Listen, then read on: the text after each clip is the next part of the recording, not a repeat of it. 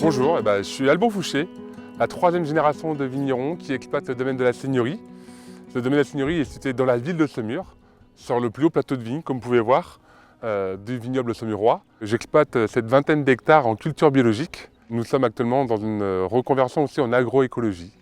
Alors, on a vraiment deux principaux cépages à Saumur. En rouge, on va avoir le Cabernet Franc, qui est vraiment le cépage rouge emblématique de la Loire. Et il va y avoir le Chenin aussi, pour faire les blancs et les pétillants.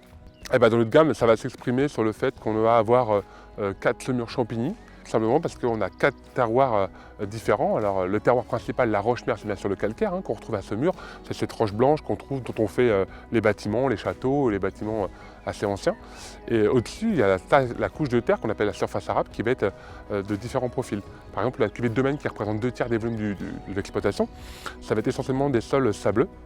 Et ça va être donc des macérations assez courtes de Cabernet Franc pour extraire simplement le côté fruité et souple du vin au niveau de tannique. Ensuite, on va voir la vieille vigne à Pirot, qui est une petite histoire. La vigne à Pirot, c'est la première vigne qu'avait plantée mon père en 1963 quand il avait commencé sa carrière. Et là, on est sur un sol argileux, dominance avec du sable, et qui permet d'avoir un peu plus de profondeur dans le vin, avec une mise en bouteille 1 an après.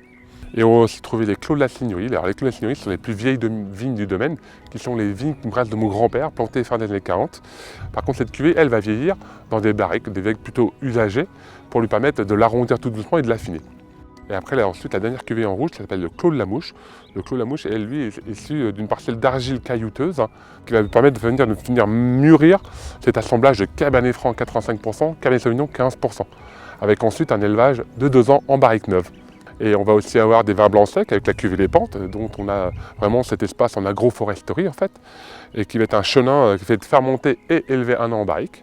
On va avoir le Saumur rosé, qui est un rosé sec, à base de Cabernet Franc, et puis après la gamme des vins de fine bulle de Saumur, sans oublier le Coteau de Saumur, qui est le vin blanc liquoreux local à base de chenin. Alors aujourd'hui, on a vraiment 2 grosses zones géographiques de marché cible. Ça va être l'Amérique du Nord avec tout ce qui va être les USA et puis le Canada. Et après, l'Europe du Nord avec les pays scandinaves. On a plutôt des bonnes sorties, puisqu'en ce moment, on a une belle demande au niveau des vins de Loire, aussi bien rouge qu'en blanc, sur le profil des vins qu'on peut faire. Et autrement, on accueille nos clients particuliers, aussi bien que professionnels, toute l'année, du lundi au samedi, de 10h à 18h, dans le cadre de nos vignes, avec des activités orientées vers l'onotourisme toute la période estivale, avec des balades en tracteur, en vélo, à pied, autour du domaine.